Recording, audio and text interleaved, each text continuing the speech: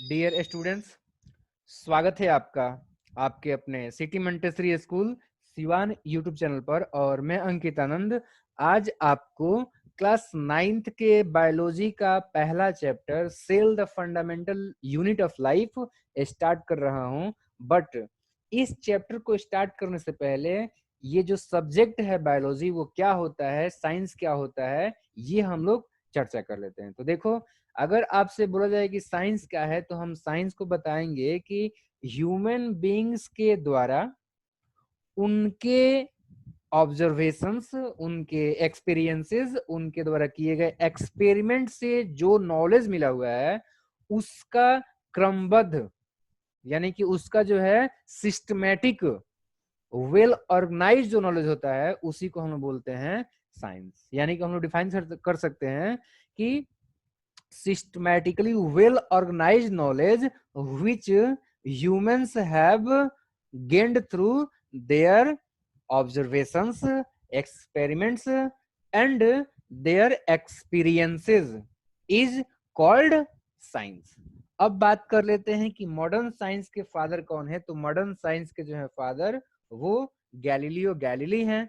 चलिए अब देखते हैं इसके ब्रांचेस के बारे में। तो वैसे तो साइंस के बहुत सारे ब्रांचेस होते हैं, बट उसमें चार ब्रॉड मतलब मेन ब्रांच हैं, और उसमें से एक जो नेचुरल साइंस होता है उसी के अंदर में हमारा बायोलॉजी आता है। हम लोग उतना डीप में नहीं जाते हैं, डायरेक्टली आते हैं बायोलॉजी।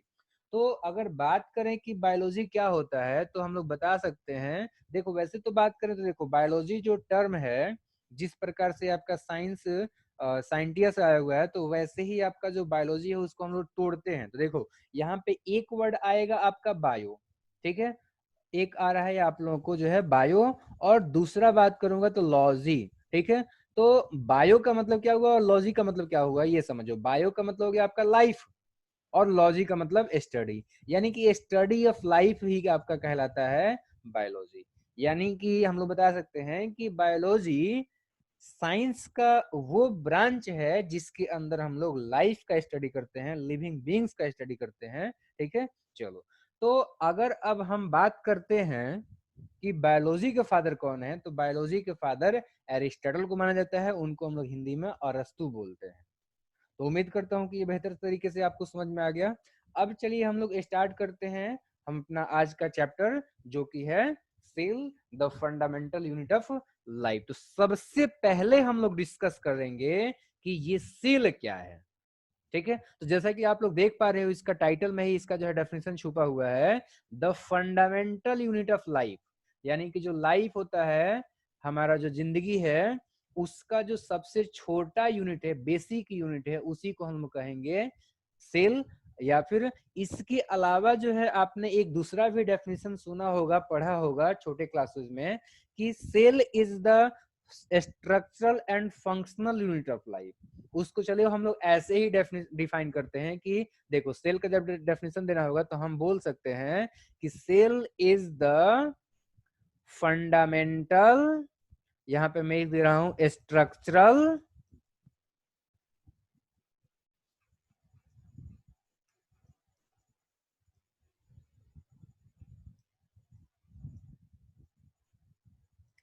And functional. बातों को आप लोग ध्यान से समझो। अभी मैं आप सभी को बताऊंगा। तो देखो, मैंने अभी इसका डिफाइन किया कि cell is the fundamental, structural and functional unit of life, या फिर हम लोग बोल सकते हैं लिविंग बीइंग्स, ठीक है। तो जो हमारे जितने भी जीवित प्राणी हैं उनका बॉडी किससे बना हुआ है, तो उनका जो बॉडी है ना, वो आपका मिल करके बना हुआ है, जितने भी लिविंग ऑर्गेनिजम्स हैं, ठीक है। उसको मैं शॉर्ट में यहीं पे लिख दे रहा हूँ ORG।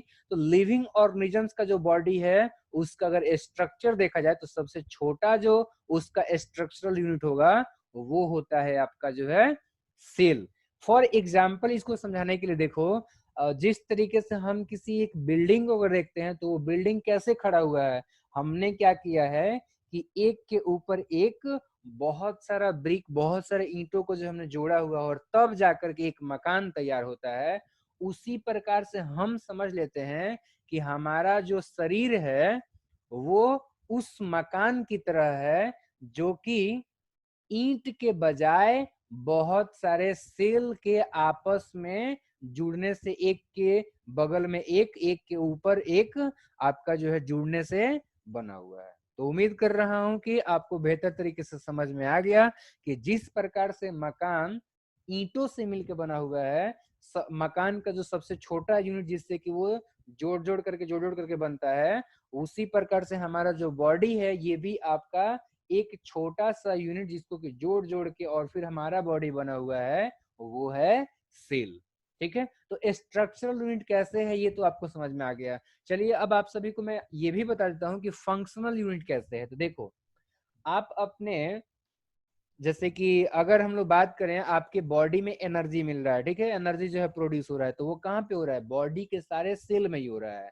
अगर आप चल रहे हो तो आपके जो है सेल काम कर रहे हैं, इसी वजह से चल रहे हो। अगर मतलब सिंपल सा समझ लो कि आपके बॉडी में न्यूट्रिशन, रेस्पिरेशन, ठीक है, कंट्रोल, कोऑर्डिनेशन, जो भी प्रक्रियाएं हैं वो सभी के सभी अगर देखा जाएगा कि कहाँ पर हो रहा है, तो वो हम लोग बोल सकते, जैसे देखो, हम अगर चल रहे हैं तो चल रहे हैं, तो क्यों चल रहे हैं? क्योंकि हमारा जो है पैर काम कर रहा है। अगर पैर काम नहीं करते तो हम नहीं चलते, और दिमाग काम नहीं करते तो हम नहीं चलते, दोनों ही चीजें हैं। ठीक है, तो देखो, अब ये जो पैर चल रहा है इसका कारण क्या है? इसका कारण ये है कि अगर देखें तो उसके जो मसल्स हैं वो कंट्रैक्ट हो रहे हैं, रिलैक्स हो रहे हैं, इस वजह से चल रहे हैं। और वो कंट्रैक्ट हो रहे हैं और रिलैक्स हो रहे हैं, उसके भी अगर हम लोग और अगर डीप जा करके देखेंगे तो हमें ये पता लगेगा कि एक्चुअली जो मसल्स हैं उनके जो सेल्स हैं वो रिलैक्स हो रहे हैं और कंट्रैक्ट हो रहे हैं, इस वजह से हम लोग चल रहे हैं। तो कुल मिलाकर के बात यही है कि हमारे बॉडी के अंदर में जो भी काम हो रहा है वो सबसे छोटे स्तर पर देखा जाए तो वो सेल लेवल पे होता है। तो इस तरीके से ये आपका जो है फंक्शनल यूनिट हो गया। हमारे बॉडी के अंदर में होने वाले जितने भी काम होते हैं, अगर बेसिक लेवल पर देखा जाए कि वो कहाँ होता है, तो वो सेल लेवल पे होता है। ठीक है, तो इस तरीके से आप लोग इसका डेफिनेशन एक बार फिर से मैं रिपीट कर देता हूं, और आप लोग हमेशा ही याद रखोगे कि सेल इज द बेसिक या फिर fundamental structural and functional unit of living organism या फिर लाइफ। तो ये आपको समझ में आ गया। चलो, अगर आपकी किताब का देखें ना, तो आपकी किताब में जो है एक सुंदर सा डेफिनेशन दिया हुआ है, उसको मैं बता देता हूँ। देखो, आपके बुक में ये कहा गया है कि सेल को हम लोग ऐसे डिफाइन कर सकते हैं कि a cell is a unit of biological activity delimited by a semi-permeable membrane and capable of self-reproduction in a medium free of other living systems। इसका मतलब ये हुआ कि ये जो सेल है, एक्चुअली देखा जाए तो वो एक बायोलॉजिकल एक्टिविटी का यूनिट होता है जो कि चारों तरफ से घिरा होता है एक सेमी परमिएबल मेम्ब्रेन से, और ये खुद के रिप्रोडक्शन के लिए कैपेबल होता है, वो लायक होता है बिना किसी एक दूसरे लिविंग सिस्टम वाले मीडियम के बिना भी। ठीक है, तो उम्मीद कर रहा हूँ कि दूसरा डेफिनेशन भी आप लोगों को समझ में आ गया है। दूसरा एक बार रिपीट करता हूँ, मैंने आप सभी को बताया सेल का दूसरा डेफिनेशन कि ये जो आपका सेल होता है वो एक यूनिट होता है, एक छोटा सा जो है आपका टुकड़ा होता है। किसका टुकड़ा? तो बायोलॉजिकल एक्टिविटी का। ठीक है, हमारे बॉडी में बायोलॉजिकल एक्टिविटी होते हैं पूरे बॉडी में ही, तो वैसे ही एक छोटा सा यूनिट देखो जहां पर कि वो सभी के सभी जो है बायोलॉजिकल एक्टिविटी हो। अंतर इतना है कि हमें ये भी याद रखना है कि ये यूनिट ऐसा होना चाहिए जो कि चारों तरफ से एक सेमी परमिएबल मेम्ब्रेन से घिरा रहना चाहिए, तभी इसको हम लोग बोलेंगे कि ये सेल है। अगर हम लोग ये नहीं बोलते हैं कि सेमी परमिएबल मेम्ब्रेन से वो घिरा हुआ है, तो हम लोग तो देखेंगे तो हमारे बॉडी के अंदर में जो डिफरेंट डिफरेंट बायोलॉजिकल एक्टिविटीज होते हैं वो तो ऑर्गन लेवल भी होते हैं ना, वो तो आपके जो है जो ऑर्गन सिस्टम है उस लेवल पे भी होता है, टिश्यूज लेवल पे भी होता है। तो इस वजह से हमें बताना जरूरी है कि बायोलॉजिकल एक्टिविटी का एक ऐसा यूनिट जो कि चारों तरफ से डिलिमिटेड हो, यानी कि जो आपका घिरा हो एक सेमी परमिएबल मेम्ब्रेन से। दूसरा हमें इसके बारे में फैक्ट ये भी ध्यान रखना है और बताना भी है कि ये जो है आपका कैपेबल होता है अपना सेल्फ रिप्रोडक्शन में। तो ये दोनों मिलकर के एक नया हम लोग डेफिनेशन बता सकते हैं, एक अलग डेफिनेशन बता सकते हैं और बहुत ही करेक्ट ये डेफिनेशन है। तो चलिए अब हम लोग बात करते हैं कि ये जो सेल है इनसे मिल करके हमने तो ये देख लिया कि जीव बनते हैं, ठीक है, और लाइफ जो है आपका पॉसिबल हो पाता है।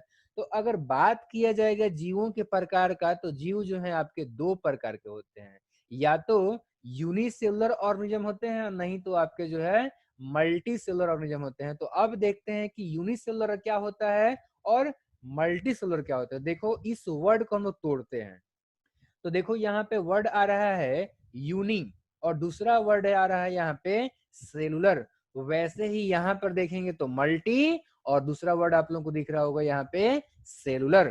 तो अब देखते हैं यूनी का मतलब क्या हुआ। यूनी का मतलब होता है आपका जो है वन, ठीक है, और सेलुलर का मतलब होता है आपका जो है सील्ड, यानी कि सील वाला, ठीक है। चलो, तो ये हो गया आपका जो है सेलुलर मतलब सेल वाला हो गया, हैविंग सेल हो गया, ठीक है। तो एक सेल का बना हुआ जो ऑर्गेनिज्म होता है ना, वन सेल्ड जो ऑर्गेनिज्म होते हैं उन सभी को हम लोग बोलते हैं यूनिसेलुलर ऑर्गेनिज्म। जैसे कि अमीबा हो गया, पैरामीशियम हो गया, ये सब जो जीव हैं माइक्रो ऑर्गेनिजम्स हैं, ये इनका बॉडी जो है मात्र एक सेल से ही बना होता है, इसलिए उन सभी को हम लोग बोल सकते हैं सिंगल सेल्ड, या फिर कह सकते हैं हम लोग वन सेल्ड, या कह सकते हैं हम लोग यूनिसेलुलर ऑर्गेनिज्म। चलिए अब बात करते हैं हम लोग मल्टी सेलुलर का अर्थ क्या हो जाए। तो मल्टी का मतलब होता आपका होता है बहुत सारा, मतलब कि मल्टी मतलब आप लोग जानते हो बहुत सारा, ठीक है, मोर देन मोर हो जाएगा यहाँ पे, मल्टी मतलब मोर, ठीक है। तो ये यहाँ पे मैंने लिख दिया मोर। और सेलुलर का मतलब मैंने अभी आप लोगों को बताया है कि हैविंग सेल्स, यानी कि सेल वाला, या फिर कह सकते हैं हम लोग सेल्ड, ठीक है। तो ये हो गया आपका जो है सेल्ड। थोड़ा सा लिखने में प्रॉब्लम होता है। सो नेक्स्ट अब इसका डेफिनेशन यहाँ से देखते हैं हम लोग कैसे क्या बनाएंगे। जैसा कि आपने अभी देखा कि मल्टी का मतलब मोर या फिर मैनी भी हो सकता है, बहुत का जो है आपका सिनोनिम हो जाएगा मैनी, ठीक है।